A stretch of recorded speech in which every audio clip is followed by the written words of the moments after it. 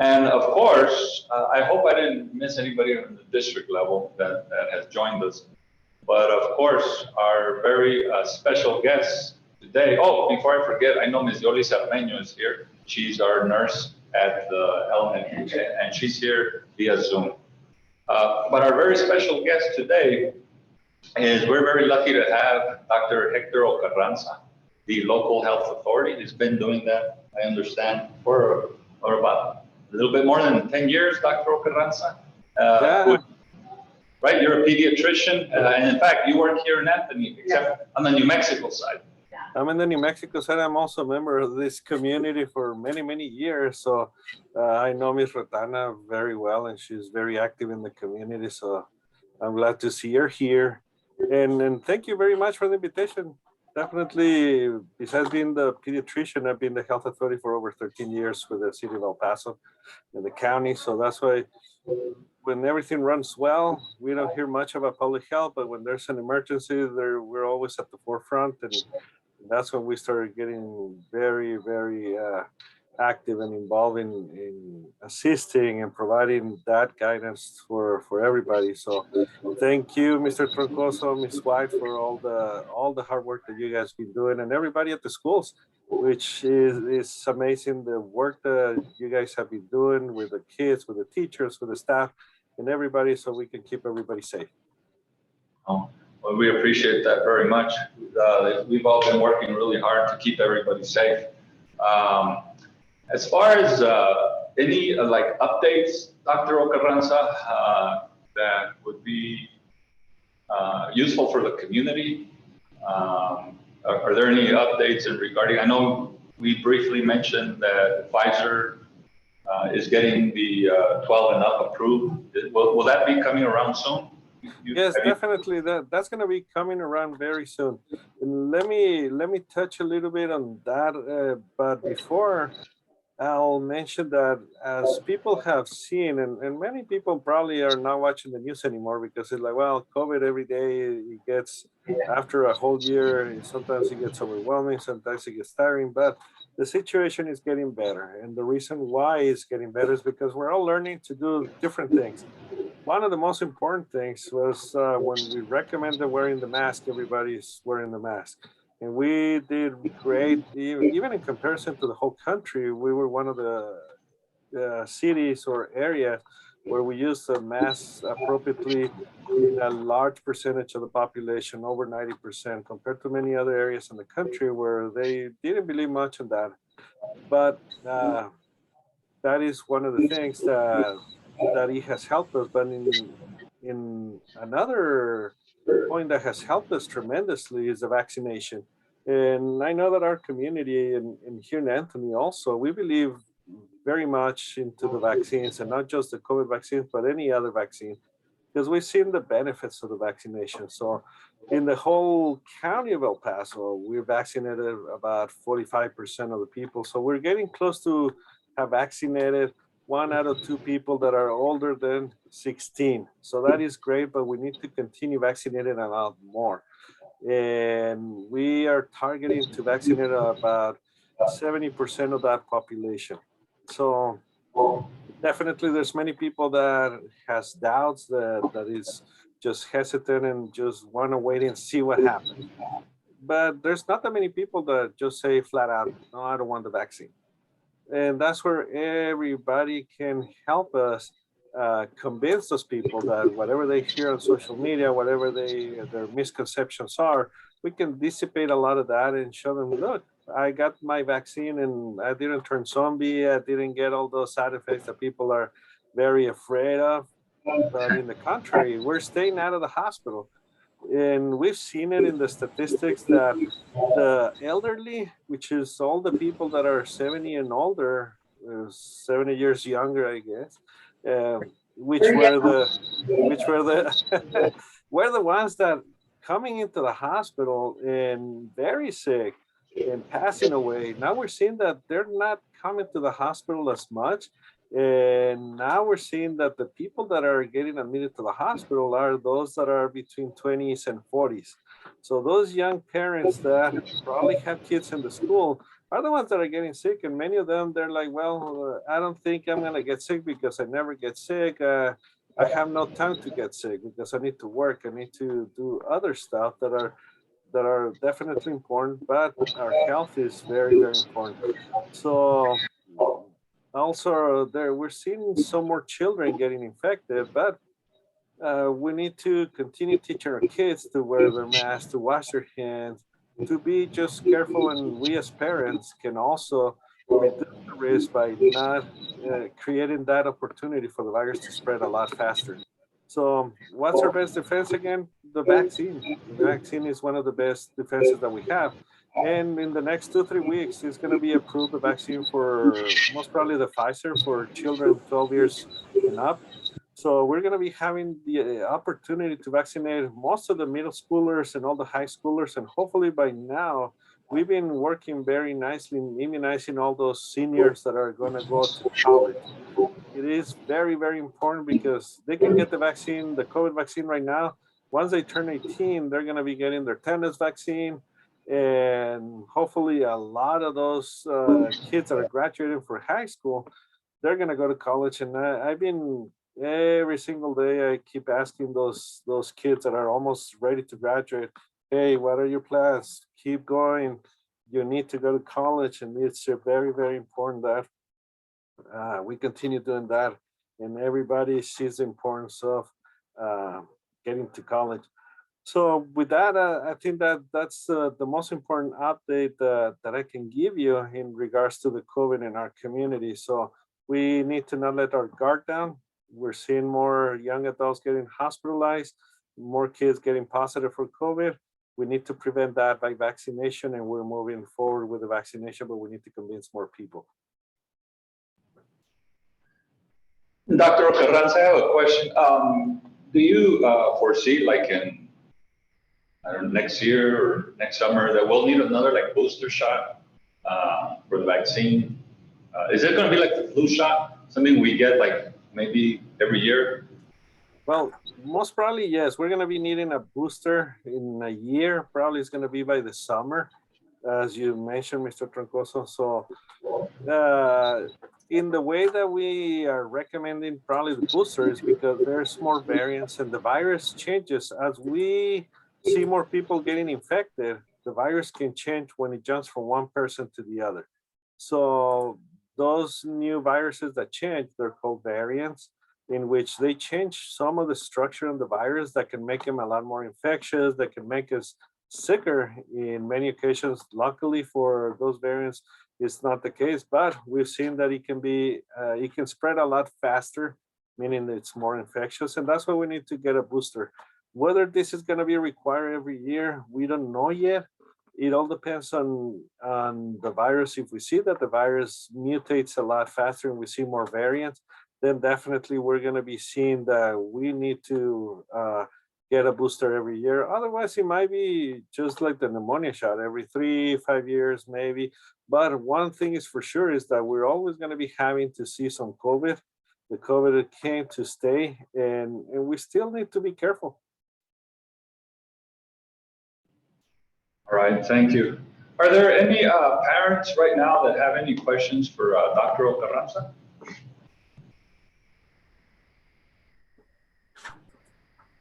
No, if there's not, I'll talk a little bit about some of our, like give an update.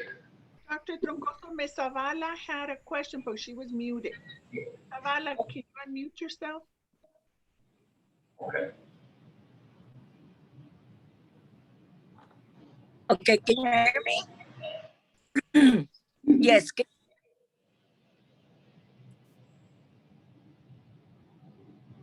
Ms. Zavala, we can hear you. Okay. My question is for Dr. Carranza.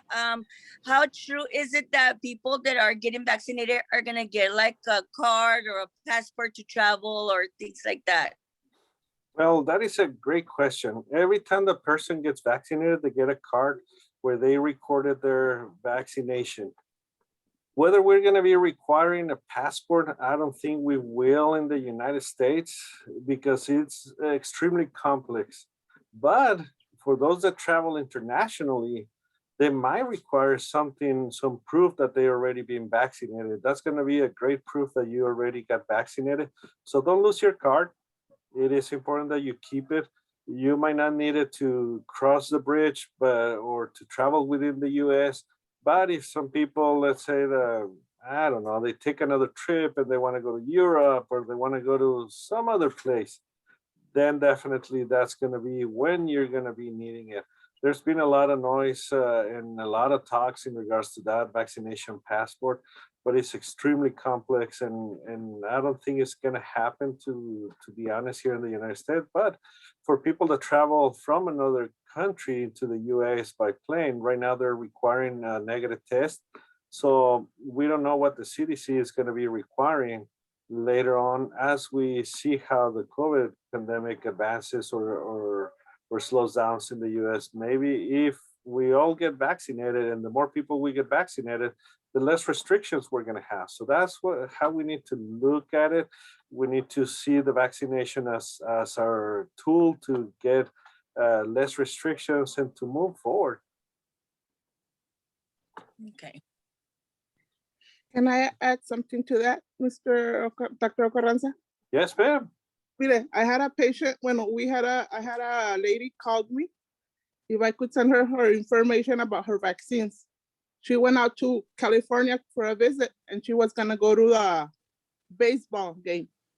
And they were requiring her to have a proof of her vaccination. So I got her profile and I sent her screenshots from her profile because they needed proof that she had already, ya tenía la vacuna. So I don't know if that's happening around, but a ella sí le pasó. A ella sí le pidieron un proof de eso para ir a un baseball game. Was it a local baseball game or like She's from Sunland. Ella es de Sunland Park, and she went to California to visit, and they were gonna take her to the baseball.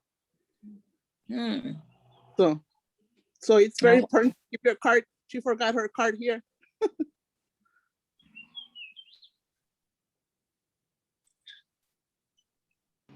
I see another question from Hagar Delgado.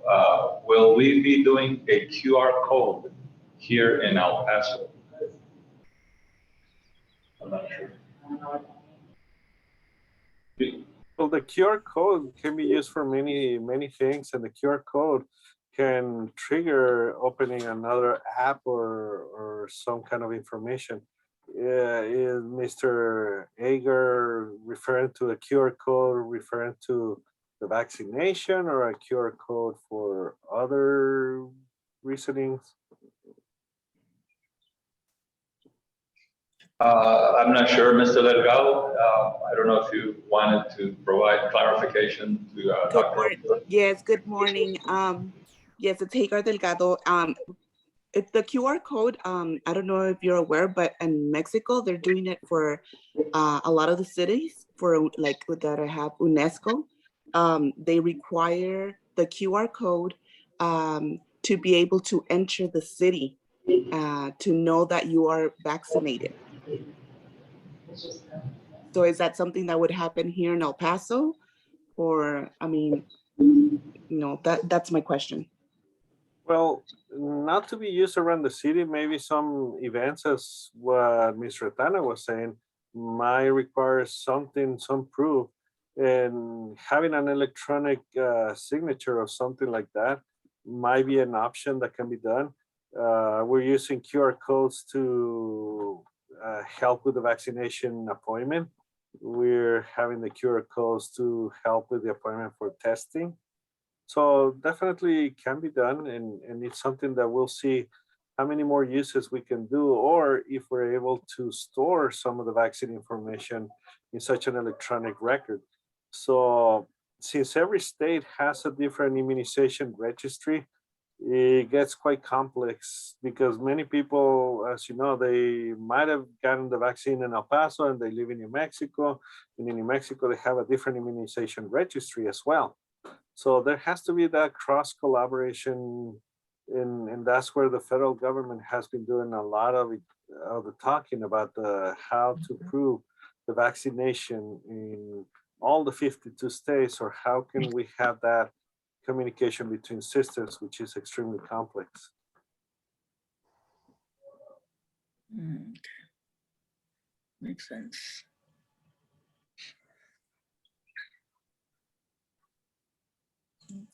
We just lost Dr. T. We're going to wait for him to get back online here. Socorro, do you have a question?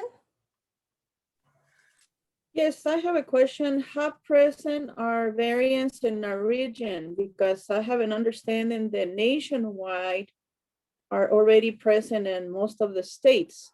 So I was wondering in our region between El Paso and Las Cruces, whether it has been any evidence or research if variants are present here in this region. Yes, ma'am. And actually, yes, in El Paso, we've identified 11 patients with a variant. Most of the variant, 9 of them have been the UK variant, which is the B117, and 2 of them have had the California variant. So we're expecting that it's going to be a lot more prevalent, or we're going to be finding a lot more. And that's why we've been urging the community to vaccinate, so we will eliminate the possibility that there's more people susceptible to getting infected and carrying one of those variants. So with also migration, with all the migrants coming, there is a greater possibility that they will be having some of the variants, given the fact that they travel through a lot of places, they stay in many shelters and they're crowded. So all those are ideal conditions to bring some of the variants. Yes, are they stronger than the COVID? Well, the UK variant, it can spread a lot faster, meaning it's more infectious than the initial COVID. Luckily, it's not causing a more severe disease, because that can be the potential. And if the virus continues changing, then we're gonna see that the treatment options that we have are not gonna be as effective, and the vaccine might not be as effective, as well as the testing that we do might not detect it as easily.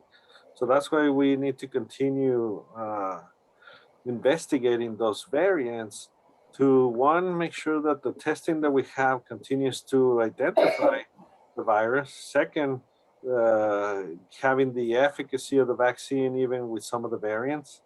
And third, to observe and see that the variant is not causing a more severe disease that is going to be also overwhelming our healthcare system, because we have very limited amount of beds in the hospital. And when a lot of people get sick at the same time, then something like what we saw in October and November can happen again. Thank you. You're welcome. I have a question for you, Dr. Aranza. Yes, I'm ma'am. sorry, Aranza. And I had to step away for a minute, so I hope you didn't touch on this already. Of the people that did have the variant virus, had any of those people been vaccinated? And if we have been vaccinated and do contract one of the variants, will it be more mild? Well, none of the people that had the variant had been vaccinated. Although we have found people that have been fully vaccinated that do develop the disease, but the disease has been milder because they already have some protection. It is not common that people get infected, but it all depends on the body of each individual, how much protection they produce after the vaccine, how much of the virus is present that they got infected again, and all those chronic conditions that they might have that may hinder a response against the COVID or any other of the viruses. So definitely that's one of the things that we still see, and that's why we continue urging the people to be careful. And even though they're vaccinated, once people are vaccinated, they want to throw away the mask, they want to go party, they want to do a bunch of different things. They're like, no, don't. One little step at a time. We need more people to be vaccinated to be able to feel more comfortable in gathering in larger numbers. Right now, the important thing is to preserve all those family gatherings, the family traditions that we have. That was one of the main reasons why we had a lot of people infected, because people were still gathering for birthdays, for first communions, for different things. And only one person that was coming with the COVID didn't know, or maybe did know and dismissed the symptoms, infect a lot of other people that have been taking care of themselves. So we really need to continue pushing for more people get vaccinated. So we'll stop right there the transmission of the COVID and slow it to the minimum. So we'll be able to do a lot more things. Right. Thank you. Thank you. Yeah. Thank you, Ms. Hans. I know, sorry about that. Thank you, Sandy. Arlene and I went off the air because our ViewSonic board just shut down for updates of all times, but we apologize for that. But we're back. But thank you for picking up the slack there.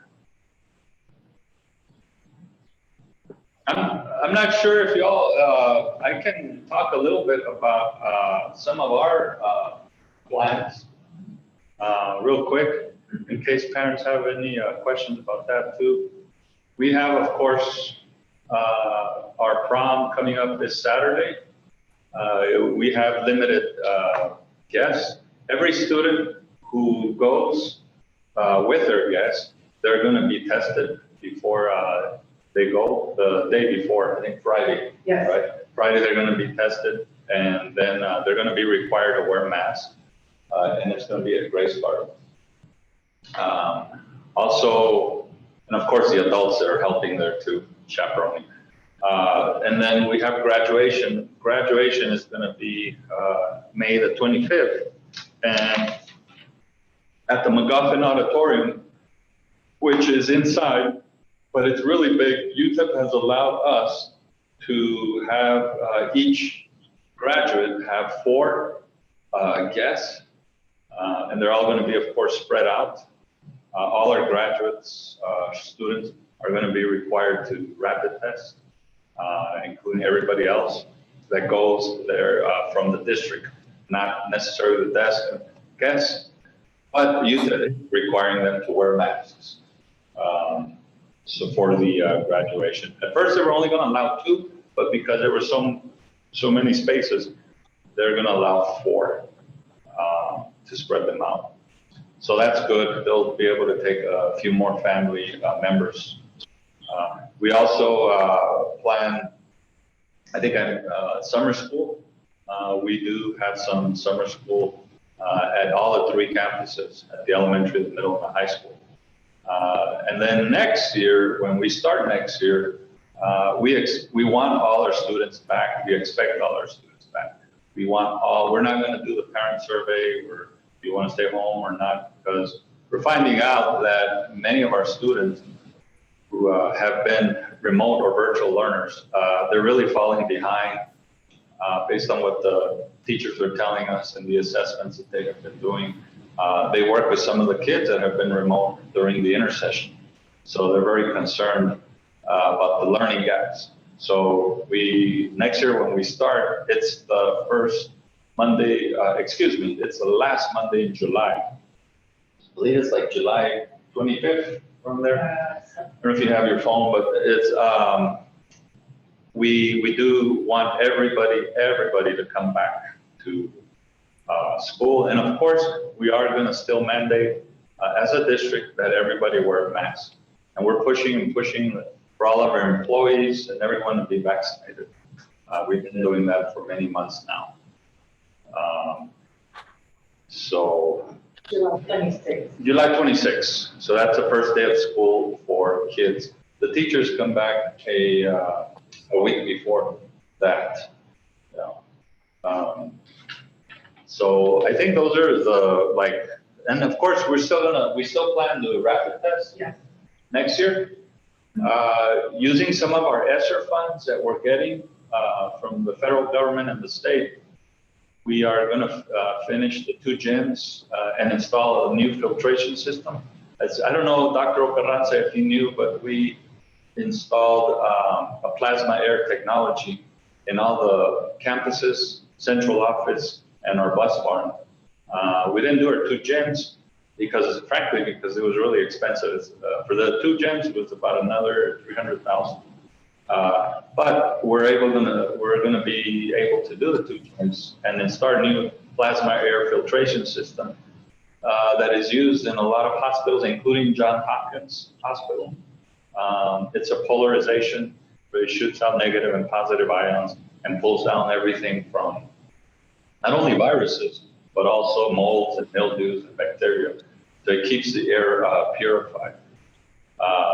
We're planning also to change a few things for like the water fountains. It's gonna take a little bit, but we're going to install new ones where students don't have to like touch the mouth, right? Where they have those, you know, for the bottles. So we're planning to try and keep the buildings and everything as safe as possible. And as I mentioned, we are still going to be wearing masks because that's very important. We don't know for how long, if it's going to be for the whole first semester with the mask or for the whole year. We'll just take it kind of month by month. I listen a lot to the health experts, the recommendations from Marlene. I mean, I defer to their opinion. I call Dr. Carranza when I want to ask him an opinion on something that we're not sure about. And if they recommend that we need to be, for example, wearing masks, we'll wear masks. I mean, it's that simple. Excuse me, let me have a little more coffee. There you go. And in the meantime, while you get the coffee, let me add is that we're very supportive of the schools, and we definitely are supporting that all the children are going to be fully coming back to school. And for those parents that have some concerns about sending their children back to school, we want to assure them that the schools are safe. Mr. Troncoso, Ms. White, and all the administration are doing everything possible to keep the children safe, the teachers, the staff, and everybody who is going to be present at school. They're keeping everybody safe. They're still following a lot of very rigorous protocols to, if in case somebody is sick in school, so they can keep them isolated from the rest of the children. But we're fully supportive of all those initiatives. And there's a lot more benefits of bringing our children back to school, which we already have the scientific proof. We know that the children don't get as sick as often with the COVID. And that is also very important, especially for the little ones that don't follow much of the rules. But you should be surprised. A lot of the children are wearing their mask a lot better than the adults. So our children, they love to interact with each other. And what we're going to be stressing more is not just to keep them separated, but to practice the hygiene that needs to happen. So that is extremely important. We know that the kids are going to be holding hands, sharing things, and that's when the teachers are doing a wonderful job to okay, teach them how to wash their hands the proper way. We're going to have to clean or whatever they use. We're going to be learning new things as we move along. And all that is thanks to all the teachers that put their heart and all their effort into what they do.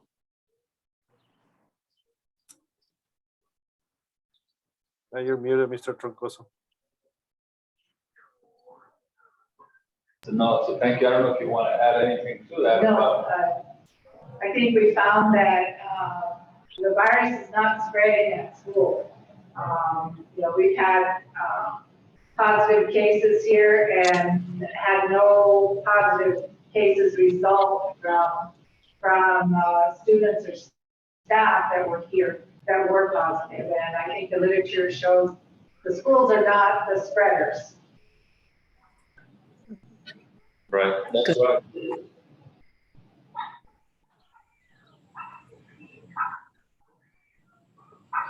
Yes, do any parents have any questions? Yes, can I ask Dr. Troncoso about the parents that that live in Mexico, but their kids are citizens? Can they bring them to get vaccinated? Yes. Yeah, I don't think they asked for that. No, all they have to have is a picture ID. Okay, so that's all they need to come. Okay. Yes, just a picture ID, any picture ID is what they need. They just need to know that they're giving the vaccine to the person that put their name on the form. Okay. Sounds good. When we did the vaccination drive here for 16 and above on Monday, was it, right? Yes. It was anybody who wanted one, whether you're from Texas, New Mexico, Mexico, wherever you want a vaccine, you get it. Okay. Ms. Zavala, I'm sorry. No, go ahead.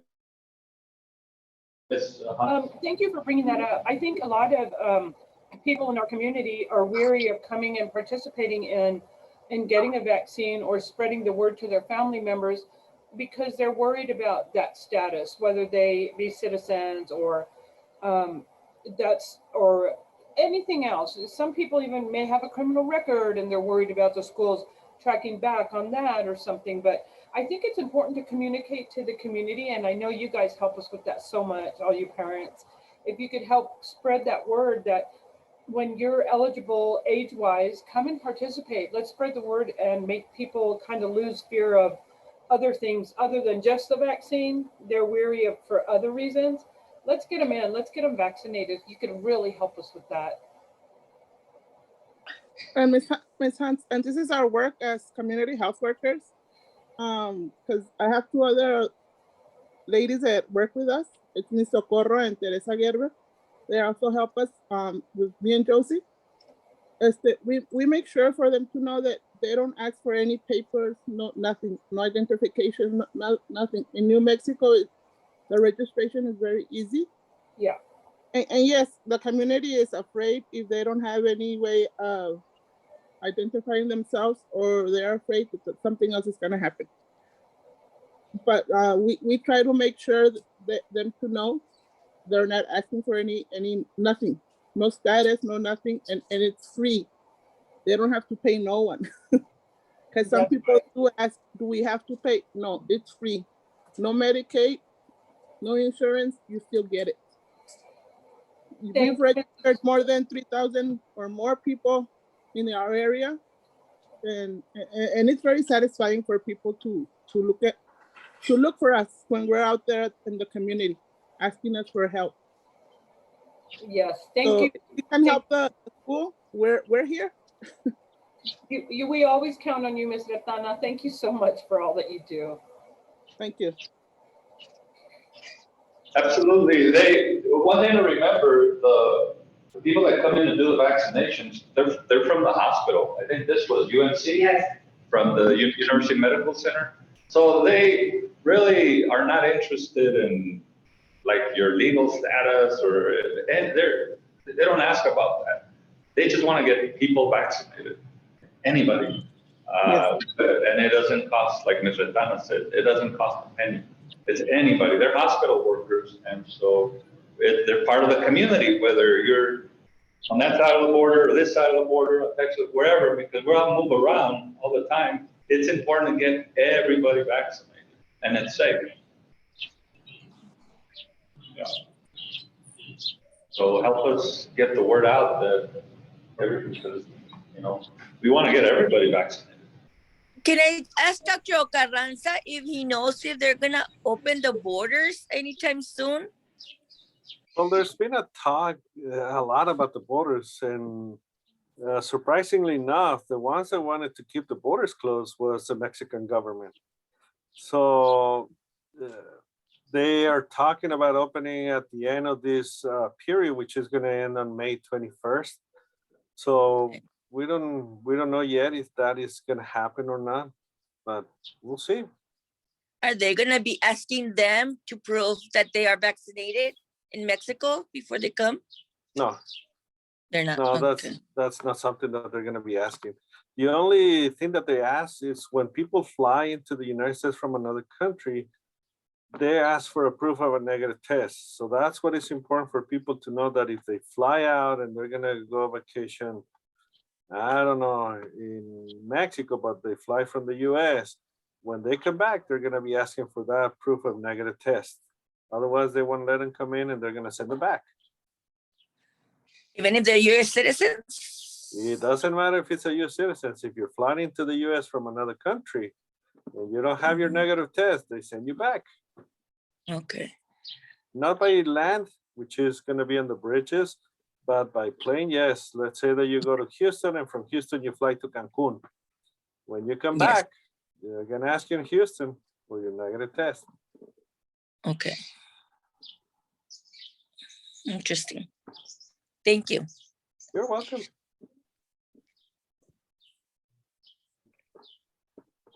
Does anyone have any other questions? Good morning. I have a question for Dr. Paranta. Yes, ma'am. What would you say to people that are afraid now to get the vaccine because of all the studies coming up with all the negative effects of it? Well, the studies that have come out, the scientific ones that are serious, mention that the reactions to the vaccine, most of them in the mild to moderate degree. So in those reactions that people get to the vaccine, most of them are going to be some fever, body aches, headaches, tiredness. But there's a lot of misinformation, and they refer to studies in which they're making people afraid of the vaccines. There's a lot of misconceptions from the vaccine is going to change my genetic material, my DNA, to the vaccine is going to make me, I don't know, almost zombie, which is not true. The announcement about the Johnson & Johnson vaccine and the rare effect that they saw in some females that were young, that was more for informational purposes. And it's extremely, extremely rare that these people reacted in such a way, which these kind of clots were not common at all. It's not the common clots that people get it from the legs or from other places when you're getting older, but they were extremely rare. And that was the reason why it was made so public. Not to scare the people, but to let them know that the FDA is watching very closely all the reports and everything that is going on. The vaccine has been in the mix for years and years and years, and the vaccines for the COVID were not skipped any steps of the process at all, which is another one of the misconceptions that people have that, well, it was produced too fast. I don't know what's going to happen. Well, unfortunately, people just want to wait and see, and then time passes and passes and passes until they get infected. And that's what happened initially with the pandemic itself. People said, no, this is a hoax. The pandemic doesn't exist. The COVID is not going to do nothing, until people get infected and some of their relatives were admitted to the hospital, passing away. And that's when they understand that, yeah, this is serious. It's not just another cold. This is something more serious than that. So that's why we want to be able to provide the right elements and the right information so you can make the right decision. And we still are recommending the vaccination because the benefits by far outweigh any other risk that you may have or fear about the vaccines. It is quite interesting that people are more receptive of the tetanus shot, for example, compared to the HPV vaccine. So there's little differences, and there's always going to be people having some reaction to vaccines, but the benefit that you're getting by receiving the vaccine and not getting into the hospital when you get infected with the COVID is the greatest benefit that you're going to be having. And also one thing that is important to emphasize and kind of underline is that the people that have received the vaccine, there has not been reports of any deaths associated with a COVID infection after you've been fully vaccinated.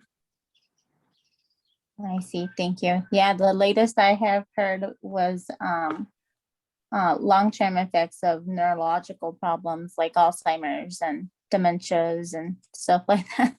Yeah, no, and actually those are the long-term neurological effects happen after you've been infected with the COVID. And those are the ones that they're calling the long haulers. because definitely the COVID affects many systems and organs. And people that had Alzheimer, when they get infected with the COVID, they get a lot worse with the dementia, and they're having problems, and even they're calling it the COVID brain because, yeah, you tend to forget and you have lagoons. But it's not much from the vaccine, but it's more from the COVID infection. Oh, I see. Thank you.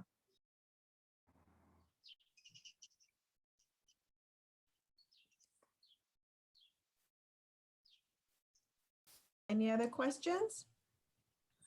There's one question from Socorro in the chat. Okay.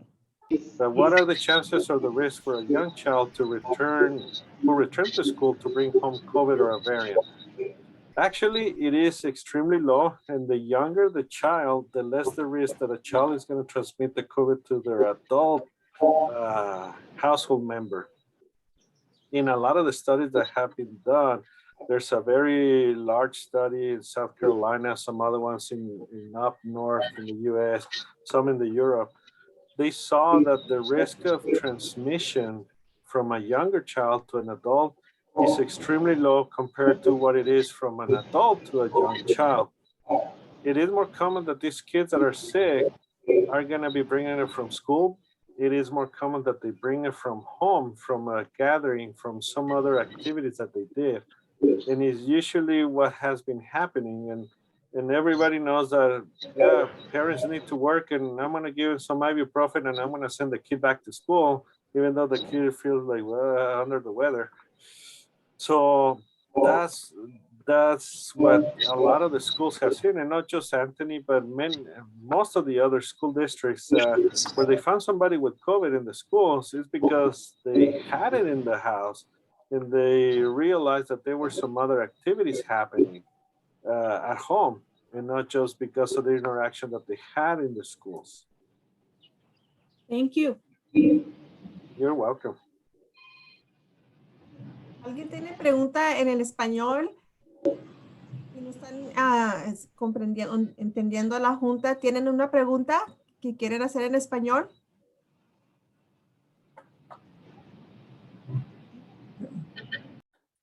Okay. Nadie tiene pregunta en español. Les podemos hasta contestar en español si quieren. No hay problema.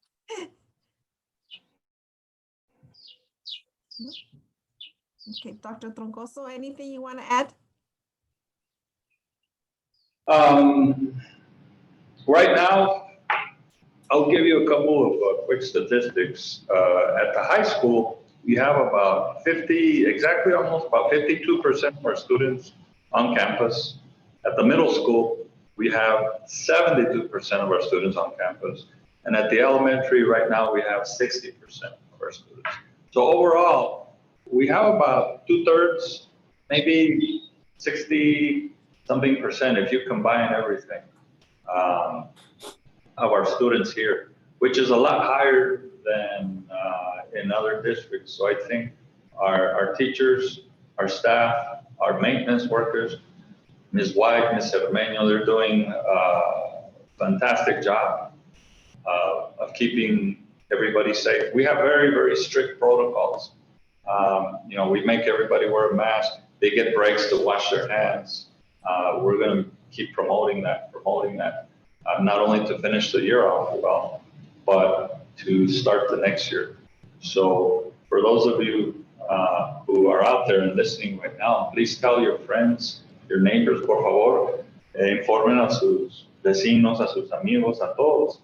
Queremos a todos los niños, a todos los estudiantes desde primaria, la secundaria, la prepa, la high school, que cuando empezamos la escuela el 25 de julio, queremos a todos que estén aquí en la escuela.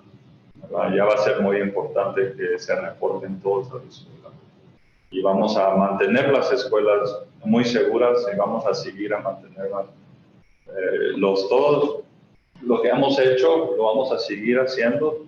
El requisito de usar máscaras todavía va a estar ahí cuando empiece el nuevo año escolar. Y vamos todavía a ser estrictos para que se sientan seguros.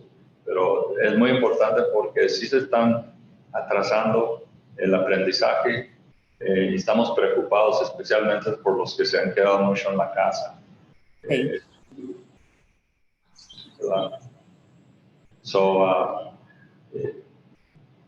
Does anybody have questions for anybody else, or Marlene, or for me, Dr. Ocarranza? Or Ms. Leos? Or Ms. Leos? Yes, ma'am, Ms. Zavala. Yeah, are we gonna be doing the parents classes next year? Most definitely. If Dr. Troncoso, he's giving a thumbs up, that means most definitely. I'm anxious Okay. for you all to be. Okay, yeah, we want to come back. Yay, well, I'm glad to hear that. It's been a long year. Yes, it has been, and I'm looking forward to everyone and people participating in all the different classes that we offer. Ofrecemos muchas clases de GED, clases de inglés, computación y aparte, pues, durante todo el año de diferentes temas. So. Yes. We want everybody to come back. We're going to ask everybody that comes back to wear a mask. We hope everybody gets vaccinated. That's why we're pushing the vaccinations as much as possible. Because we have a few more months to try and get as many people vaccinated as possible. Okay. So yeah, we want everybody back. I have a question. I wanted to know if both my kids have been at home the whole time. And I don't know how it's affected them psychologically. So is there going to be any counseling for that? I mean, they're not going to voice it out to me, but maybe they would voice it out to maybe somebody in school. Ms. Delgado, that is a great question, because what we have found with some kids, not all kids, but we have found some kids that have returned back this semester after being out all of last semester and part of last year. You know, we went out in March of last year, 2020, right after spring break, if you all remember. Some of them that have transitioned back have had a little bit of anxiety because they've been out for such a long time. So we have provided intensive counseling services. We have 3 very good counselors, and we also have partnered with Texas Tech University to receive some telehealth, of course with parent permission, to refer, and it's all free, to have consultations. If it's something a little bit more serious that our counselors can't handle. But yes, we're very in tune with that. That's very important, because for some kids, they're going to be a little scared, sometimes a little anxious. Some come in and they just, as if nothing happened. And then some respond a little bit differently. So we're very aware of that, and we're ready to help a child with that. We really are. It's very important, because we understand that everybody responds differently. ¿Puedo agregar algo más, Mr. Troncoso? Estas mentor clases que tienen para los niños, no nomás para los niños, como papás, también nos dieron clases de mental health. Yes. Y estaría muy bien que siguieran haciéndolas ya para el año que entra, para que los papás también sepan cómo trabajar con sus niños con el mental health que están sufriendo ellos. Yes. Sí, hemos tenido clases para todos y también las podemos repetir. Y vamos a estar muy preocupados por todos los estudiantes que regresen, porque sí reconocemos que va a haber algunos que van a estar ansiosos o van a tener un poquito de temor o miedo, y tenemos muy buenos consejeros y también tenemos ayuda de la Universidad aquí de Texas Tech por Mental Health Services para servicios. Estamos listos para ayudar a los niños y a los papás, ¿verdad? También en cómo tratar con ellos cuando regresan. La transición es muy diferente para todos. Algunos es muy fácil, vienen como si nada, y para otros es un poquito diferente. Y ya hemos estado, por eso es importante, ahorita, si quieren, faltan como 3, 4 semanas, ¿verdad? Para que se termine el año escolar. Ahorita fuera buena idea para que vinieran y hablen con si están como mes delgados, si tienen hijos que están en la casa. A lo mejor que empiecen, que vengan 1 o 2 veces por semana a sus clases. No tienen que entrar ahorita todos los días, ahorita para que se empiecen a ajustar. Ahorita mismo, que todavía no se acaba el año escolar. Así para cuando ya regresen en julio, entonces se les va a hacer más fácil. Eso es algo que yo puedo recomendar, ¿sí? que los traiga ahorita y que empiecen con ese proceso ahorita. O a lo menos para las clases de verano, summer school, perdón. I'm sorry, Dr. Carranza. No, y si puedo agregarles un poquito más. Ahorita es bien importante que, como ha dicho Mr. Troncoso, Miss White, el apoyo que se les va a dar a la salud mental por parte de las escuelas es indispensable. Pero también algo que es crítico es la salud mental de los padres, las cuales se puede mejorar muchísimo con muchas actividades en familia, las cuales deben de empezar desde ahorita y deben de empezar también protegiéndose primero los padres, poniéndose la vacuna. Y esas actividades en familia pueden ser seguras, como ir a algún lugar en familia, hacer un picnic, salir a algún parque, así como las montañas Franklin, así como ir nomás aquí cerca a donde está el río, lugares donde no son lugares que acostumbra mucha gente juntarse, pero los cuales pueden ayudar a poder hacerle ver a los menores que el salir a esos lugares con poca gente es seguro, el tener esa distracción para poder limpiar la mente de muchas otras cosas y que no solamente están en la tecnología, viendo muchas otras cosas negativas, también es extremadamente importante. Entonces, hay varias maneras que se pueden hacer, el apoyo está ahí y para todos los padres que necesiten accesar todo ese apoyo, inclusive las promotoras, así como mi Ratana le ha dicho, hay muchas gentes que están capacitadas para poder ayudar, inclusive nomás si necesitan hablar con alguien, pueden hablarle a alguna de ellas.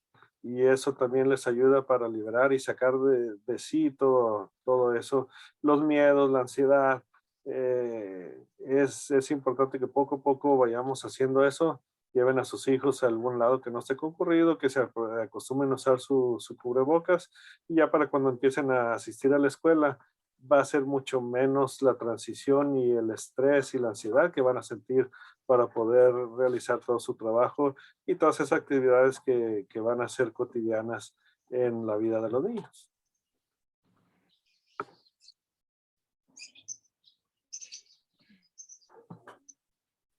Anyone else? I think this concludes our meeting, Dr. Troncoso. Anyone else have any questions or closing remarks? I would like to say thank you for the invitation and for having me here. It's an honor and a pleasure to be able to be here and answer some questions and also share the space with Dr. Troncoso, Ms. White, and everybody at the schools. And I want to extend my heartfelt and warm thank you for everything that you guys do. And thank you, Dr. Carranza, for giving. I know you're extremely busy and you wear many hats, and but I really appreciate being here. I appreciate all the parents who were able to join us. It looks like we had about 30 or so, and then we had a couple of employees too. So thank you for being here in case to help us with the Zoom session.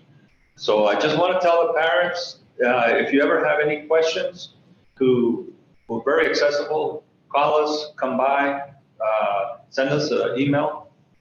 Don't hesitate. If you have any questions about whether it's the virus or about the schools and operations of the schools, we're very glad to provide you the most up-to-date and accurate information. So thank you all very much, and hopefully we can do this again soon. Yes. Thank you. Thank you, Dr. Carranza. Thank you, everyone. Gracias a todos estar aquí. Feliz 5 de Mayo. De mayo. Don't, Thank you, muchas gracias. bring it in big groups. Bye Bye-bye. bye. Bye. Bye-bye. Bye. Gracias. Bye bye.